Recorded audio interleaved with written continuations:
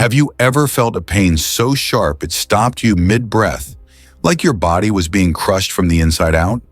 Some people describe it as worse than childbirth. Others say it's like a knife twisting in their back. But here's the frightening truth: it could be your kidneys screaming for help. And by the time that pain hits, the damage may already be done. Most people don't realize their kidneys have been struggling for months, even years, before that first unbearable wave of agony. And in those quiet months, microscopic crystals were forming, growing, and waiting for the perfect moment to strike. One wrong meal, one dehydrated afternoon, one stressful day without water, and suddenly you're in the emergency room begging for relief. But here's the good news: this isn't random bad luck. There are clear warning signs your body gives long before a kidney stone forms, and simple science-backed habits that can stop that agony before it ever begins. Today I'm Dr. Johnny, and in the next few minutes I'll show you exactly how kidney stones form, why they hurt so much, and what you can do starting tonight to make sure you never experience that kind of pain. Because this isn't just about avoiding a stone, it's about protecting the silent filters that keep you alive every minute of every day. So take a breath, stay with me till the end, and let's uncover what's really happening inside your body before it's too late. Before we talk about kidney stones, you need to understand the heroes behind the chaos: your kidneys. Think of them as two silent factory workers hidden deep in your back, filtering your entire bloodstream about 40 times a day. That's nearly 50 gallons of blood cleaned every 24 hours, even while you sleep. Each kidney, no bigger than your fist, contains over 1 million microscopic filters called nephrons, tiny tireless engines that decide what stays in your body and what leaves. Every minute they separate waste from nutrients, recycle water when you're dehydrated, and flush out toxins when you're not.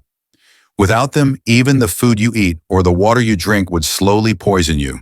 But here's the catch: they don't complain when overworked. There's no low battery warning light. You can lose up to 90% of kidney function before you feel a single symptom. That's why so many people never see kidney failure coming until that stabbing pain hits. Let me tell you about Robert, a 63-year-old truck driver I met last year. He thought his backache came from long drives. One night the pain hit so hard he collapsed on the floor of a gas station bathroom. By the time he reached the ER, his left kidney was swollen like a balloon. What caused it? A single stone smaller than a grain of rice blocking an entire drainage tube. That's how delicate this system is. One crystal can shut down an organ. Scientifically, your kidneys aren't just filters. They're also chemical command centers. They balance blood pressure through a hormone called renin, stimulate red blood cell production via EPO, and activate vitamin D so your bones can absorb calcium. They're multitasking geniuses, but that genius depends entirely on water, minerals, and circulation. When you're dehydrated or your diet's off balance, the chemistry collapses. The blood thickens, toxins accumulate, and those once smooth filters start trapping minerals like calcium and oxalate, the very seeds of a stone. And here's what most people never realize: every time you skip water or overload on salty snacks, your kidneys record it. They remember every choice quietly, patiently, until one day they can't keep up. That's when the storm begins. But only knowing this isn't enough, because there's another hidden factor even more dangerous than dehydration, and it's coming up next. So now that you know how tirelessly your kidneys work behind the scenes, let's pull the curtain back on what happens when that system finally cracks. Imagine a glass of water on your kitchen counter. Drop in a pinch of salt, it dissolves instantly. Add another and another, still fine? But keep pouring and soon the water turns cloudy, then crystals begin to form at the bottom. That's exactly what happens inside your kidneys when the balance between water and minerals breaks. Your urine is a delicate chemical soup of calcium, oxalate, phosphate, and uric acid. When you drink enough water, those minerals stay dissolved and harmless. But the moment dehydration hits, or your diet dumps in more minerals than your body can handle, everything changes. The fluid becomes supersaturated and tiny crystals start clumping together. First they're microscopic, then sand-like, and eventually they fuse into a solid stone, one that refuses to move. Let me tell you about Thomas, a 47-year-old construction worker. It was the middle of summer, and he'd been pushing through 12-hour shifts, barely drinking water, just energy drinks and coffee. One morning he felt a dull ache in his side. By afternoon he was doubled over, drenched in sweat, gasping for air. When we scanned him, a 6 millimeter calcium oxalate stone was wedged in his ureter like concrete in a straw. That's when he learned a truth most people ignore: a single day of dehydration can undo years of healthy living. Science backs this up. Studies from the Journal of Urology show that people who stay hydrated cut their risk of kidney stones by up to 50%. The chemistry is simple: more water equals more dilution. But the modern lifestyle, salt-heavy meals, processed food, high-protein diets, and too much caffeine drains water faster than we can replace it. Add a dash of stress hormones and a hot climate, and you've built the perfect storm for crystal formation. And here's the part that stuns most people. Those first crystals don't always hurt. They can sit quietly for months, even years, growing layer by layer like coral reefs inside your kidney. You'll feel nothing until one breaks loose and scrapes its way down the narrow ureter, triggering the kind of pain that makes grown adults collapse. That's why prevention isn't about reacting to pain. It's about protecting the calm before the storm. But only knowing this isn't enough, because there's another hidden factor, something that controls not just if stones form, but what kind of stones your body builds, and it's far more dangerous than you think. If dehydration is the spark, then the type of stone is the flame. Because not all kidney stones are created equal, and knowing which one you're dealing with could be the difference between a one-time scare and a lifelong battle. When Thomas recovered, I asked him what his diet looked like. Mostly spinach, almonds, and protein shakes. He said foods he thought were healthy. And there it was, the clue. His stone wasn't random. It was calcium oxalate, the most common type, making up almost 80% of all stones worldwide. Those leafy greens and nuts he loved were packed with oxalates, the building blocks of his pain. Calcium oxalate stones form when oxalate, a natural compound found in plants, binds to calcium inside the kidneys. Normally, water flushes it out. But when hydration drops or your gut absorbs too much oxalate, those crystals join forces. That's why moderation, not elimination, is key. Spinach isn't the villain. Imbalance is. Then there are uric acid stones, the kind that often ambush meat lovers. High-protein diets flood the body with purines, which break down into uric acid. If the urine becomes too acidic, crystals form fast. One of my patients, George, a 52-year-old fitness enthusiast, followed a strict meat-only regimen. He came in proud of his muscle mass, but shocked when his scans showed two glowing uric acid stones. When we tested his urine, the pH was 5.0, acidic enough to corrode metal. Adjusting his diet and adding alkalizing fruits literally dissolved his neck stone risk in half a year. The third category, struvite stones, tells a darker story. These form after chronic urinary tract infections, especially in women when certain bacteria release enzymes that make the urine too alkaline. They're fast-growing branching stones that can fill an entire kidney like coral. The pain is intense, but the real danger is infection turning septic. In these cases, prevention isn't about diet. It's about hygiene, hydration, and quick medical care. And finally, cystine stones, the rare rebels. They're genetic, caused by a disorder where the kidneys leak too much of an amino acid called cystine. They form early, grow fast, and tend to come back unless treated aggressively. Imagine passing razor-sharp glass shards again and again throughout your life. That's what cystine patients endure. Understanding these four types isn't just trivia, it's a roadmap to prevention. If your stone was calcium-based, cutting down on salty processed foods helps. If it was uric acid, balancing protein and adding more water works wonders. If it was infection-related, antibiotics and regular checkups are the front line. Knowledge turns fear into strategy. But just knowing which stone you have still isn't the whole story, because the real nightmare begins when that stone starts to move. And that's where the true agony unfolds next. Now that you know the different kinds of stones, let's talk about the moment every patient remembers forever, the moment the stone starts to move. Imagine something jagged, hard as a rock, trying to squeeze through a tube thinner than a piece of spaghetti. That tube is your ureter, only 3 to 4 millimeters wide. And when a stone larger than that tries to pass, the body reacts like it's under attack. Inside, pressure builds.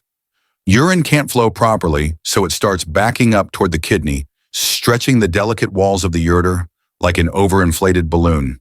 The nerves there don't whisper, they scream. Smooth muscles spasm violently, trying to push the intruder down toward the bladder. That's what doctors call renal colic, and it's ranked among the most painful sensations known to medicine. Studies from the British Journal of Urology show that kidney stone pain often surpasses childbirth on the pain scale, reaching 9 out of 10 for intensity. I'll never forget Linda, a 58-year-old teacher who thought she was having a heart attack. She clutched her side, pale and trembling, convinced she was dying. When we scanned her, a 5-millimeter stone was wedged mid-ureter, blocking flow like a cork in a bottle. Within hours, her kidney began to swell, a condition called hydronephrosis, literally water inside the kidney. The pain came in waves, each spasm worse than the last, until medication and fluids finally eased it out. When she woke up, pain-free tears rolled down her cheeks, not from weakness, but from sheer relief. Biologically, the agony makes sense. Your body's pain receptors fire not just from the blockage, but from inflammation, pressure, and chemical irritation as urine leaks into nearby tissues. The brain floods your system with stress hormones, adrenaline, and cortisol, raising blood pressure, tightening muscles, making every pulse feel like an electric shock. And if infection joins the chaos, fever and chills follow, turning an already brutal episode into a potential emergency. That's why ignoring kidney pain or trying to tough it out can be deadly. So how do we fight back small stones under 5 millimeters, often pass naturally with pain relievers and hydration? For moderate ones, drugs like tamsulosin relax the ureter, giving the stone a wider path. But for larger boulders, doctors turn to high-tech methods: shockwave lithotripsy, which shatters stones with sound; ureteroscopy, threading a laser up to break them apart; or percutaneous nephrolithotomy, a minimally invasive surgery for giants over 2 centimeters. Each option aims for one goal: free the flow, relieve the pressure, save the kidney. And here's what most people overlook: passing the stone is only the halfway victory. Because unless you address what created it, another one might already be forming silently. But just knowing this isn't enough, because the real solution lies not in the hospital, but in your daily habits, and that's where we're heading next. After seeing so many patients fight their way through that unbearable pain, one truth became clear to me: the war against kidney stones isn't won in the ER, it's won in the kitchen, in the bathroom, and in the tiny choices we make every single day. Because your kidneys don't just react to what you eat today, they remember every sip, every bite, every skipped glass of water. Let's start with the simplest weapon: hydration. I know it sounds cliche, but the numbers don't lie. Research from the University of Wollongong found that consistent hydration lowered creatinine and stone recurrence by almost 40% in 12 weeks. The rule is simple but powerful: drink enough to keep your urine pale yellow. That usually means about 2 to 3 liters a day. And here's the secret: 70% of that before 6 p.m. Hydrating early prevents nighttime overload while keeping your kidneys constantly flushed. Think of it as giving your filters a steady flow instead of letting them run dry and overheat. Then comes diet, and this is where most people unknowingly sabotage themselves. High-salt foods, processed meats, instant noodles, even healthy soups make your body hold on to calcium, which then leaks into your urine.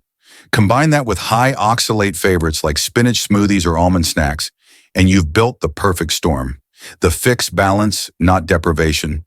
Pair oxalate-rich foods with calcium sources like yogurt or tofu, which bind oxalates in your gut so they never reach your kidneys. Protein matters too. You don't need to quit meat, but spacing it out and adding more plant-based proteins like lentils or tofu keeps uric acid levels stable. And if you love coffee or tea, that's fine. Just remember, for every cup of caffeine, drink an extra cup of water.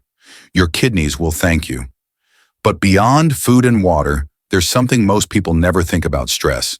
When you're constantly anxious or sleep-deprived, cortisol spikes, blood pressure rises, and the kidneys start filtering under tension.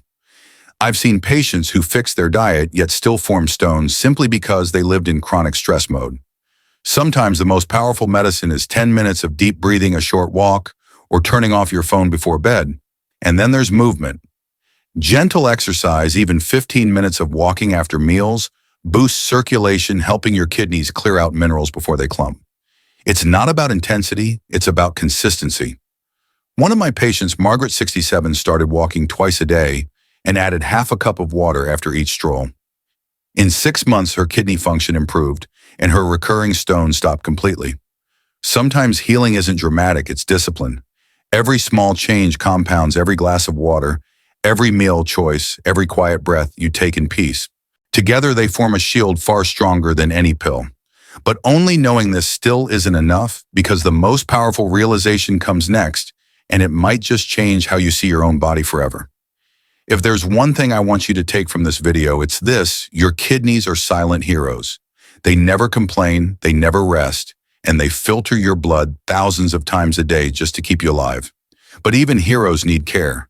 Every sip of water, every mindful meal, every night of proper rest, those are acts of protection, small daily choices that keep your body running clean and strong. So if you've learned something today, even one habit that could save you or someone you love from the pain of kidney stones, don't let it stop here. Save this video so you can come back to it anytime, and subscribe to this channel for more clear science-based health guidance you can trust. Every week I share new insights on how to protect your kidneys, your heart, and your overall vitality, because understanding your body is the first step to healing it. Remember, prevention isn't about fear, it's about freedom. The freedom to live without pain, to move without fear, to enjoy every day without worrying what's happening inside your body. Your kidneys are resilient. They can recover, they can heal, and they can serve you for decades if you simply give them the attention they deserve. I'm Dr. Johnny. Thank you for spending this time with me. Take care of your kidneys, take care of yourself, and I'll see you in the next video.